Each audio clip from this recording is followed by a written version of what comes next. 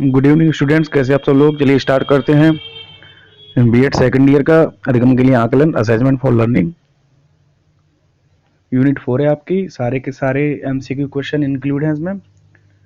ठीक है, चलिए चलते हैं। मैंने अब तक आपको 658 क्वेश्चन करा रखे हैं। यूनिट 4 है। एक बार आगे बढ़ने से पहले अगर आपने चैनल सब्सक्राइब नहीं किया है तो नए हैं अगर चैनल पे तो सब्सक्राइब कर लीजिए। सब्सक्राइब कर रखा है तो बहुत बहुत धन्यवाद, और बेल आइकन को प्रेस कर दीजिए। ठीक है, क्वेश्चन नंबर 1 है, इकाई 4 है आपका, परीक्षण का निर्माण। परीक्षण का निर्माण, ठीक है, कथन है ये। ठीक है, कथन है, एक मानकीकृत परीक्षण है जिसमें विषय वस्तु का चयन व जांच अनुभव आधारित है, जिसमें मानक ज्ञात हैं, जिन्हें प्रशासन व फलांकन की समरूप विधियों से विकसित किया गया हो और उच्च स्तर की वस्तुनिष्ठ विधि से फलांकन किया जा सके। उपयुक्त कथन दिया गया है सीवी गुट के द्वारा।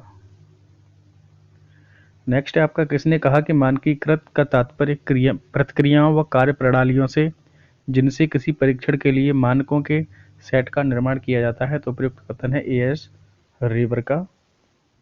नेक्स्ट क्वेश्चन है आपका, सामान्य उपलब्धि परीक्षण वह परीक्षण है जो एक ही प्राप्तांक द्वारा उपलब्धि के किसी दिए हुए क्षेत्र में सापेक्षिक ज्ञान का बोध कराता है। तो प्रयुक्त कथन है लिंडक्विस्ट एवं मन का। परीक्षण किस प्रकार का यंत्र है? परीक्षण यंत्र है मानकीकरण। परीक्षण की महत्ता है, परीक्षण की महत्ता है, परीक्षण की महत्ता उपयुक्त सभी में है, शोध में, व्यावसायिक क्षेत्र में और शैक्षिक क्षेत्र में। एक प्रमाणीकृत परीक्षण वह है जो विश्वसनीय हो, वस्तुनिष्ठ हो और वैध हो। उपयुक्त सभी सही हो जाएंगे। निम्न में से मानकीकृत परीक्षण का संबंध किससे होता है? तो ये होता है ज्ञान के व्यापक क्षेत्र से। यदि किसी परीक्षण में कोई व्यक्ति अनेक परीक्षाओं द्वारा कॉपी जांचने के बाद समान अंक पाता है तो वह परीक्षण है वैध परीक्षण है। मानकीकृत परीक्षण का संबंध होता है ज्ञान के व्यापक क्षेत्र से। प्रमाणीकृत उपलब्धि परीक्षण कितने प्रकार के होते हैं? तो ये 2 प्रकार के होते हैं। उपलब्धि परीक्षण का उपयोग होता है, तो ये होता है आपका पाठ्य वस्तु के संशोधन में, विभिन्न क्षेत्रों के चयन में और शिक्षण पद्धतियों के मूल्यांकन में। उपयुक्त सभी सही हो जाएंगे। एक परीक्षण कम विश्वसनीय होता है यदि छात्र द्वारा प्राप्तांक अधिगम परिणाम की मापन त्रुटि से प्रभावित हो। वस्तुनिष्ठ परीक्षणों का मुख्य उद्देश्य है, तो भाव प्रकाशन में असमर्थता, ये इसका दोष है। बाकी वैधता, विश्वसनीयता, वस्तुनिष्ठता ये दोष नहीं है।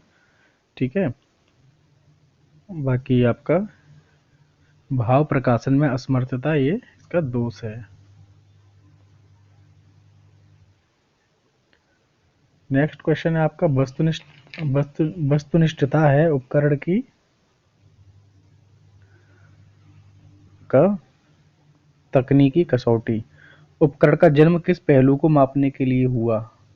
तो हुआ व्यक्तिगत विभिन्नताओं को मापने के लिए। अच्छे मापन या परीक्षण की कसौटी है उसकी वैधता, विश्वसनीयता और वस्तुनिष्ठता। उपयुक्त सभी हो जाएंगे सही।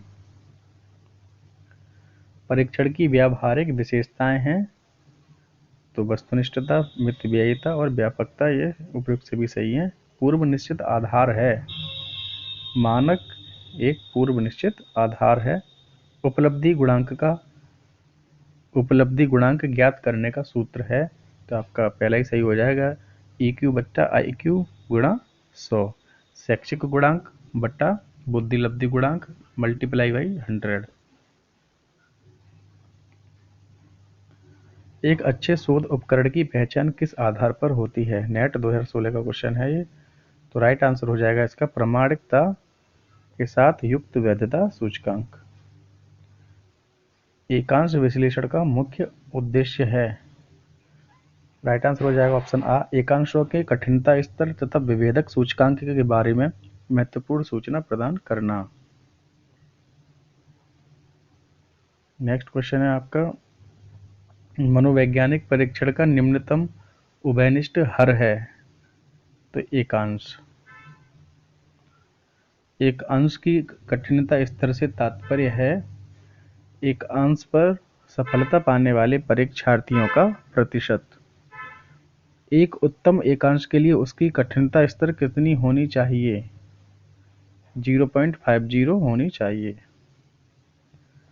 अगर किसी एकांश का कठिनतम स्तर 90% या 0.90 है तो इसका मतलब यह हुआ कि एकांश बहुत आसान है। एक ऐसा परीक्षण जिनके एकांशों का कठिनतम स्तर 0.4 से 0.6 तक है तो ये हो जाएगा आपका शिखर परीक्षण। किसी मानक का प्रयोग अधिकतर मनोवैज्ञानिक परीक्षण में किया जाता है। किस मानक का प्रयोग अधिकतर मनोवैज्ञानिक परीक्षण में किया जाता है? तो राइट आंसर हो जाएगा सत्यतमक मानक। किसी परीक्षण पर आए प्राप्तांक से सही अर्थ निकालने के लिए निम्नांकित में से किसकी जरूरत पड़ती है? तो मानक की जरूरत पड़ती है। परीक्षण निर्माण का प्रथम चरण है। परियोजना निर्माण प्रथम चरण है।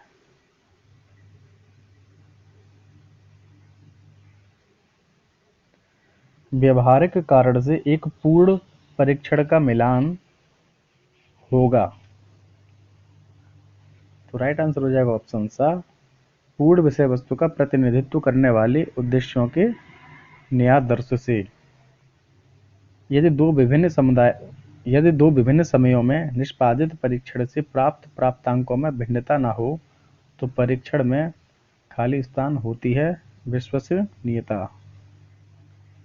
एक परीक्षण को कम विश्वसनीय माना जाता है यदि छात्र द्वारा प्राप्त अंक अधिगम परिणाम की मापन त्रुटि से प्रभावित हो। निम्न में से फलांक की त्रुटि कौन सी है? फलांक की त्रुटि है प्रत्युत्तर की त्रुटियां। एक अच्छे परीक्षण की विशेषता है तो उपयुक्त सभी सही हो जाएंगे, फिर से रिपीट हो गया। एक अच्छे परीक्षण की कौन सी विशेषता नहीं है? तो विश्वसनीयता है, वस्तुनिष्ठता भी है, आत्मनिष्ठता भी है, उपयोगिता इसका सही हो जाएगा। यदि किसी परीक्षण में कोई व्यक्ति अनेक परीक्षकों द्वारा कॉपी जांचने के बाद समान अंक प्राप्त करता है तो वह परीक्षण वैध परीक्षण है।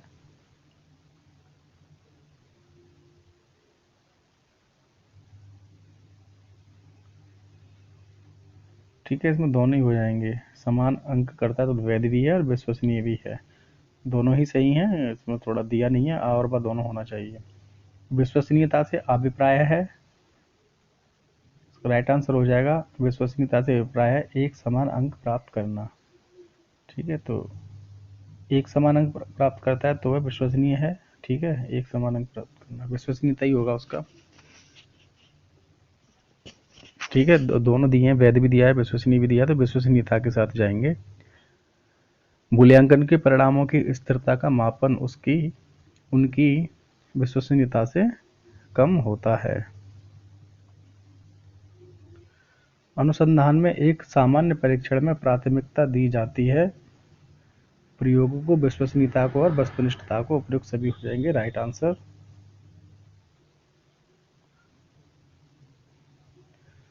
कूडेर रिचर्डसन ने प्राक्कलन निम्नलिखित में से किसके परीक्षण के लिए प्रयुक्त होता है? कूडेर रिचर्डसन प्राक्कलन निम्न में से किसके परीक्षण के लिए प्रयुक्त होता है? तो ये होता है विश्वसनीयता के लिए प्रयुक्त आया हुआ क्वेश्चन है। KR सूत्र है, KR सूत्र है तो ये वही देख लीजिए, R11 बराबर n बट्टा n माइनस 1 गुणा क्या है विचलन माइनस सिग्मा PQ बट्टा। ठीक है, तो ये है आपका पहला ही सही है। इसमें 2-4 क्वेश्चन आपके इसी टाइप से आएंगे। ठीक है, स्किप भी कर सकते हैं आप, इसलिए थोड़ा तैयारी सही करिए। कम से कम आपका 75 क्वेश्चन आएंगे तो उसमें कम से कम आपको 60 क्वेश्चन आने चाहिए, तब जाके स्किप कर सकते हैं। ठीक है, पुनर्परीक्षण विधि का प्रयोग किया जाता है किसके लिए? विश्वसनीयता के लिए। अर्ध विटापन विधि का प्रयोग किसके परीक्षण के लिए किया जाता है? तो ये विश्वसनीयता के लिए।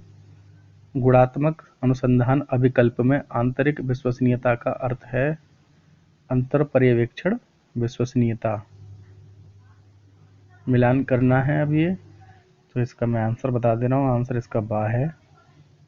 ठीक है, बा है। पहले का हो जाएगा दूसरा। अर्ध विभाजनात्मक विधि, ये हो जाएगा समतुल्यता का माप।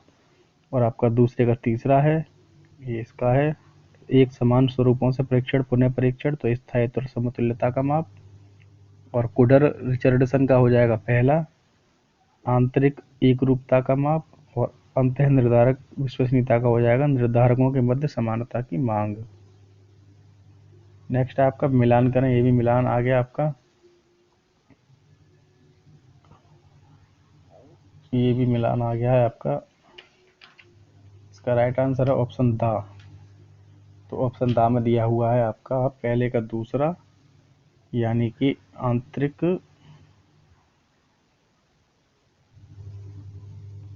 का हो जाएगा दूसरा, आंतरिक संगति का हो जाएगा अर्ध विभाजन विधि। और आपका दूसरे का पहला हो जाएगा आंतरिक संगति, ये वाला हो जाएगा पहला। और आपका तीसरे का इसमें दिया है, और इसमें तीसरे का आपका तीसरा हो जाएगा स्थिरता। परीक्षण पुनर्परीक्षण विधि, पहले का दूसरा है, ठीक है, दूसरे का पहला है, और आपका तीसरे का तीसरा है। तो यानी कि आपका इसमें फोर्थ वाला सही है, ऑप्शन दा आपका सही है। एक अध्यापक स्कूली पाठ्यक्रम में सहभागियों के लिए सामाजिक रूप से स्वीकार्य व्यवहार को मापने के लिए एक परीक्षण तैयार करता है। इसके लिए किस प्रकार की विश्वसनीयता महत्वपूर्ण मानी जाएगी? तो अंतर निर्धारक विश्वसनीयता। किसी परीक्षण की विश्वसनीयता जितनी अधिक होगी उसकी वैधता होगी उतनी ही अधिकतम।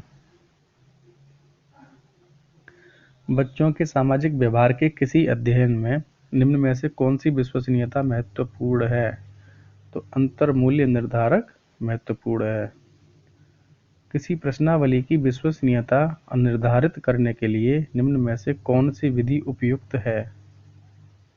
तो राइट आंसर हो जाएगा परीक्षण पुनर्परीक्षण विधि। एक परीक्षण पुस्तिका में परीक्षण की विश्वसनीयता, वैधता व सतमक सूचना दी गई है। यह भाग है परीक्षण पुनर्परीक्षण तो यह भाग है आपका अनुमानिक व वर्णनात्मक सांख्यिकी। अनुसंधान उपकरणों की विश्वसनीयता और वैधता के बीच संबंधों के प्रति निम्नलिखित कथनों में से कौन सा कथन सही है? तो राइट आंसर हो जाएगा आपका बा, एक वैध परीक्षण सदैव विश्वसनीय होगा।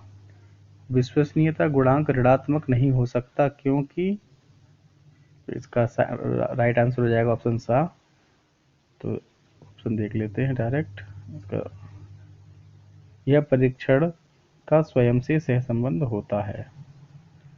निम्न में से किसको विश्वसनीयता का पर्यायवाची नहीं माना जा सकता है? तो निर्भरता को। मानक परीक्षण की दो अत्यधिक आवश्यक विशिष्टताएं हैं, विश्वसनीयता एवं वैधता। तार्किक समता आधारित विश्वसनीयता किस विधि द्वारा ज्ञात की जा सकती है? तो समानांतर फॉर्म के द्वारा। निम्न में से परीक्षण की कौन सी व्याख्या सही है? तो विश्वसनीयता अनिवार्य लेकिन पर्याप्त नहीं है, तो ये सही है। परीक्षण की व्याख्या ये सही है, विश्वसनीयता अनिवार्य लेकिन पर्याप्त नहीं है। गुणात्मक अनुसंधान अभिकल्प में विश्वसनीय पद से तात्पर्य है प्रदत्त संकलन और विश्लेषण की युक्तियों में संगति। अनुसंधान में एक सामान्य परीक्षण में प्राथमिकता दी जाती है विश्वसनीयता को, प्रयोग को और वस्तुनिष्ठता को। परीक्षण की विशिष्ट परीक्षण ब्लूप्रिंट के अनुसार परीक्षण की तैयारी से प्राय निम्नलिखित में से बढ़ोतरी होगी। विषय वस्तु की विधि मान्यता से। विश्वसनीयता का अभिप्राय उस विशेषता से है जिसमें एक परीक्षण आंतरिक रूप से समान है तथा परीक्षण तथा पुनर्परीक्षण करने पर समान अंक प्रदान करता है। कथन किसका है? तो ये कथन है फ्रीमैन का। विश्वसनीयता गुण होता है परीक्षण प्राप्तांकों का। बहुत बोरिंग सब्जेक्ट है भाई ये।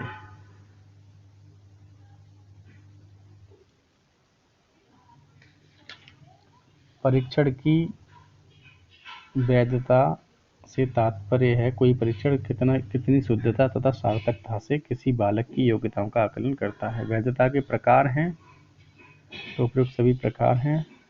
अंतर विषय वैधता, रचनात्मक वैधता, कसौटी संबंधित वैधता। निम्न में से कौन सा सही मिलान नहीं है? उपलब्धि परीक्षण, विषय वस्तु वैधता सही है। अभिक्षमता परीक्षण, भविष्यात्मक वैधता सही है। तार्किक परीक्षण, विषय वस्तु वैधता तो यही गलत है। जब एक प्रयोगात्मक शोध की उपलब्धियों को लक्ष्य समष्टि के लिए सामान्यीकृत किया जाता है तो उसको क्या कहते हैं? तो उसको कहते हैं बाह्य वैधता। एक शोधकर्ता अपने शोध में प्रयुक्त सभी परीक्षणों का कारक विश्लेषण करता है। इसका अर्थ है कि यह जानना चाहता है। संरचनात्मक वैधता, किसी मापक यंत्र की वैधता तथा विश्वसनीयता के लिए निम्न में से कौन सा कथन सही है? तो राइट आंसर हो जाएगा वैध परीक्षण विश्वसनीय अवश्य होगा। एक शोधकर्ता ने एक ऐसा परीक्षण तैयार किया जिसमें छात्रों को न्यूटन के गति के नियमों से संबंधित कुछ गूढ़ प्रत्ययों पर प्रश्नों के उत्तर देने थे। बाद में प्राप्तांकों को कक्षा में दिए गए एक अन्य परीक्षण पर प्राप्त अंकों से मिलाया गया जो उसी विषय वस्तु पर था। यहाँ किस प्रकार की वैधता का निरीक्षण किया गया है?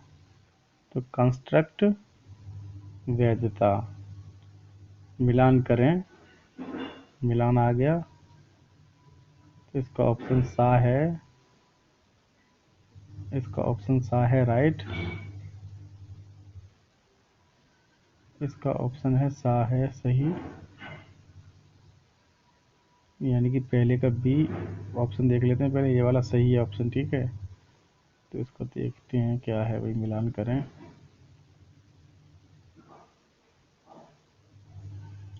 उपलब्धि परीक्षण यानी कि पहले का है डी, तो सॉरी पहले का है बी, पहले का है बी, ठीक है। पहले का है बी और दूसरे का है ए, ठीक है। इसका है ए, ठीक है। ये इतना हो गया। अब इधर देखते हैं, हाँ ये वाला, ठीक है। ये वाला सही है, ठीक है। अब तीसरे का दिया है इसमें ई, तो तीसरे का हो जाएगा ई और चौथे का है डी, ठीक है। बाकी चौथा रहेगा तो इसका है डी और इसका है ये, तो ये वाला सही है। किसी परीक्षा के प्रत्येक प्रश्न का सभी छात्र सही उत्तर देते हैं तो परीक्षा में किस गुण का अभाव है? विभेदकारिता का अभाव है। एक शिक्षक प्रश्न पत्र बनाने के बाद यह जांच करता है कि क्या प्रश्न परीक्षण के विशिष्ट उद्देश्यों की परीक्षा ले रहे हैं। वह मुख्य रूप से प्रश्न पत्र के किस बारे में चिंतित है? तो वह चिंतित है वैधता के बारे में। निम्न में से एक उत्तम परीक्षण की विशेषताओं से भिन्न है। अभिक्षमता, वह वैधता जो परीक्षण को किसी वर्तमान कसौटी के साथ सहसंबंधित करने के फलस्वरूप प्राप्त होती है कहलाती है समवर्ती वैधता। परीक्षण प्राप्तांकों की वैधता के कई गुण होते हैं। निम्न में से किसे उन गुणों में शामिल नहीं किया जा सकता है? तो राइट आंसर हो जाएगा वैधता से तात्पर्य परीक्षण प्राप्तांकों की पुनरुत्पादकता से होता है। उपलब्धि परीक्षण में किस प्रकार की वैधता की जरूरत सबसे अधिक पड़ती है? तो अंतर विषयिक वैधता की।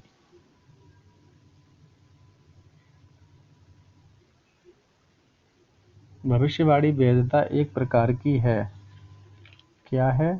कसौटी संबंधित वैधता। किस वैधता का परिकलन सबसे कठिन है? तो रचनात्मक वैधता का। कौन सी वैधता का परिकलन सबसे आसान है? तो प्रत्यक्ष वैधता। जब कोई परीक्षण अपने सभी प्रत्याशित प्रसंगों के साथ सहसंबंधित हो पाता है तो उसे कहा जाता है अभिसारी वैधता। यदि किसी परीक्षण तथा बाह्य कसौटी में निम्न सहसंबंध है तो उसका अर्थ है कि परीक्षण की वैधता अधिक भी हो सकती है तथा कम भी। निम्नांकित में से किसे कसौटी संबंधित वैधता में नहीं रखा जा सकता? रचनात्मक वैधता को नहीं रखा जा सकता, कसौटी संबंधित वैधता में नहीं रखा जा सकता रचनात्मक वैधता को। परीक्षण की विश्वसनीयता की वैधता किसी परिस्थिति में सीधे निर्भर करती है समजातीय परीक्षण में। परीक्षण की वैधता से तात्पर्य इस बात से होता है कि परीक्षण का क्या मापता और कितनी बारीकी से मापता है। कथन किसका है? एनास्टासी का। किसने कहा कि वैधता की सबसे सरल परिभाषा यह है कि वह मात्रा है जहाँ तक परीक्षण उसे मापता है जिसे उसे मापने की कल्पना की जाती है। तो राइट आंसर हो जाएगा, ये कहा है गे ने।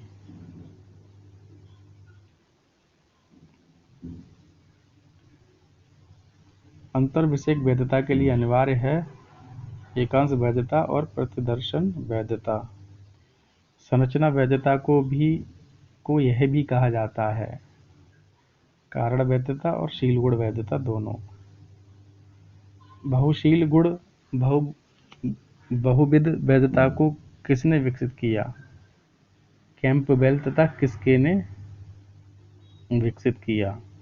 जब किसी शोध अध्ययन में प्राप्त परिणामों को प्रतिदर्श से बड़े किसी समूह अध्ययन के संदर्भ के इतर तथा विस्तार किया जा सके तो यह कहलाती है बाह्य वैधता। वैधता के अंतर्गत परीक्षण मापन करना है विशिष्ट एवं सामान्य उद्देश्य। परीक्षण वैधता की आंतरिक कसौटी है तर्कसंगत वैधता। किसने कहा है कि कोई परीक्षण उस सीमा तक वैध है जहां तक वह अपने उद्देश्य का मापन करता है? गिलफोर्ड। जॉर्डन ने वैधता को कितने भागों में विभाजित किया? तो आंतरिक वैधता और बाह्य वैधता। भाई इसकी थ्योरी का जो मॉडल है वो पढ़ लेना। भाई मेरे समझ में खुद नहीं आ रहा है, क्या अजीब से क्वेश्चन है। सब्जेक्ट ही साला बड़ा बोरिंग है ये वाला, अधिगम के लिए आकलन। और ये यूनिट तो सबसे ज़्यादा बोरिंग है। यह परीक्षण का विश्वसनीयता गुणांक खाली स्थान है तो वह किसी भी अन्य परीक्षण से संबंधित नहीं होगा। तो खाली स्थान में क्या आएगा? शून्य आएगा। मानक छात्रों के बड़े समूहों की निष्पादनता के आधार पर प्राप्तांकों का किसी अधिक सार्थक पैमाने पर प्रत्यावर्तनों को प्रतिपादित करना मात्र है। स्टेनली तथा हॉपकिंस का वही कथन है ये।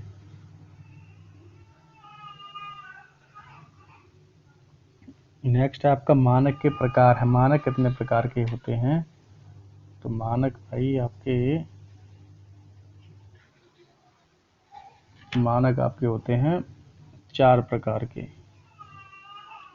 ऐसे परीक्षणों में जहां आयु के कारण परिवर्तन दिखाई पड़ता है वहां निर्धारित किया जाता है आयु मानक। विभिन्न कक्षाओं के प्रतिनिधि समूहों के औसत प्राप्तांक कहे जाते हैं कक्षा मानक। किसी व्यक्ति या छात्र की स्वयं की आयु समूह एवं कक्षा समूह में तुलना करने के लिए हम गणना करते हैं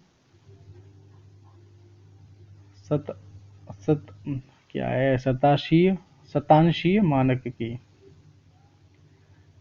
अच्छे मानक की विशेषताएं हैं तो प्रतिनिधित्वता, तुलनीयता, नवीनता तथा सार्थकता। उपयुक्त सभी सही हो जाएंगे।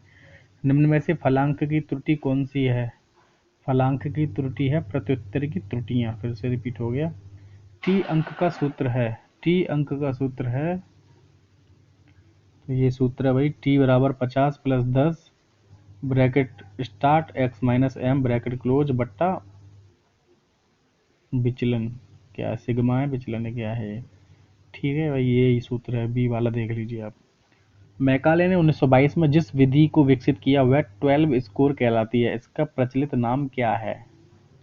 तो यह है टी स्कोर, ठीक है। तो मैकाले की है, लॉर्ड मैकाले का है टी स्कोर। मानक किसी परीक्षण पर प्रतिनिधिक प्रत्यदर्शन के प्राप्तांकों का माध्य या माध्यिका होता है। अगर आप बिहार राज्य के 16 वर्ष की लड़कियों की ऊंचाई के लिए एक मानक तैयार कर रहे हैं तो आपके लिए निम्नलिखित में से किस तरह का मानक ज्ञात करना उत्तम होगा? तो आयु मानक, इस टाइप के क्वेश्चन है तो सही भी है।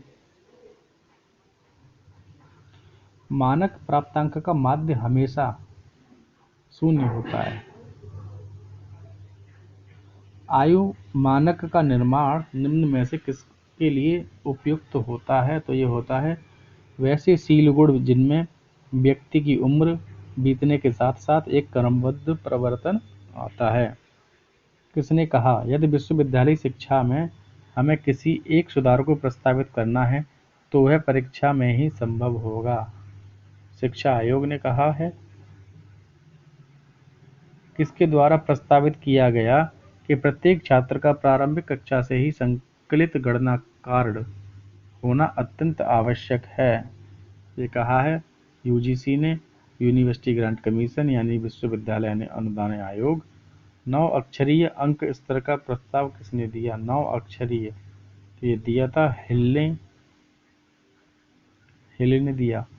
एक कसौटी संदर्भित परीक्षण द्वारा किसी छात्र के शैक्षिक स्थान को पूर्ण रूप से परिभाषित व्यावहारिक क्षेत्र के संदर्भ में निश्चित किया जाता है। किसने कहा है? तो ये कहा है विलियम जेम्स तथा पोफम ने। पोफम। शिक्षार्थियों के सतत एवं समग्र मूल्यांकन सीसीई पर प्रभावी जोर दिया गया। राष्ट्रीय शिक्षा नीति 1986 में। पढ़ लीजिए भाई, ना सीटेट में आएगा जी ना टेट में आएगा इस टाइप के क्वेश्चन, ना ही आपके सुपर टेट में आएंगे। बस पढ़ना है भाई, पढ़ना है। ग्रेड अंकों से कैसे अलग हैं? यह प्रश्न निम्न में से किस प्रकार के प्रश्नों से संबंध रखता है? तो विश्लेषणात्मक हो जाएगा राइट आंसर। और है भी सतत एवं समग्र मूल्यांकन में E1 ग्रेड है। E1 ग्रेड क्या है भाई? E1 ग्रेड है 20 से 32%। 20 से 32%। एनसीएफ ने बल दिया है, एनसीएफ ने बल दिया है क्रिया आधारित शिक्षा पर। निम्न में से ग्रेडिंग प्रणाली है सीपीई, सीई, सीटीई, पीओए या एनसीएफ? तो ये सीसीई ग्रेडिंग प्रणाली है, सीसीई। सतत समग्र मूल्यांकन में विद्यार्थी की गतिविधि को देखा जाता है सहगामी गतिविधि, शैक्षिक गतिविधि और कक्षा अध्ययन अंतः क्रिया। उपयुक्त सभी हो जाएंगे सही। सतत एवं व्यापक मूल्यांकन का प्रमुख उद्देश्य है निदानात्मक, परिमाणात्मक, गुणात्मक। तो उपयुक्त सभी हो जाएंगे सही। सीसीई प्रणाली में ए ग्रेड कितने प्रतिशत अंक प्राप्त करने वाले छात्रों को प्रदान की जाएगी? सीसीई प्रणाली में तो 81 से 90, ठीक है। सीसीई को प्रभावी बनाने के लिए किस प्रणाली का प्रयोग सर्वश्रेष्ठ होता है? तो वस्तुनिष्ठ प्रणाली का। सीसीई में कितने प्रकार की परीक्षाएं ली जाती हैं? तो 2 प्रकार की परीक्षाएं ली जाती हैं। सीसीई सबसे पहले किस कक्षा से लागू किया गया था? तो सीसीई सबसे पहले लागू हुआ था कक्षा 9 से।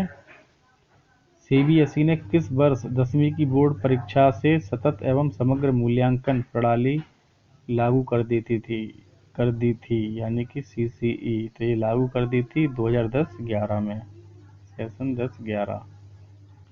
सतत एवं समग्र मूल्यांकन में किस कक्षा से बालकों के स्वमूल्यांकन को रिपोर्ट कार्ड में शामिल किया जाना चाहिए? किस कक्षा से? तो कक्षा 5 से किया जाना चाहिए।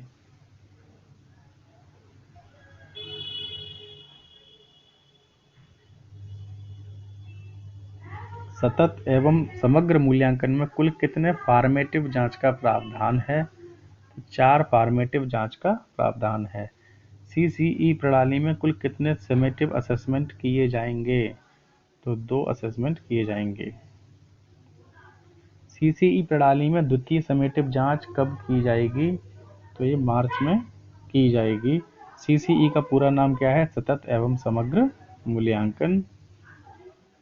एबीएल क्या है? एबीएल क्या है? तो एबीएल है एक्टिविटी बेस्ड लर्निंग।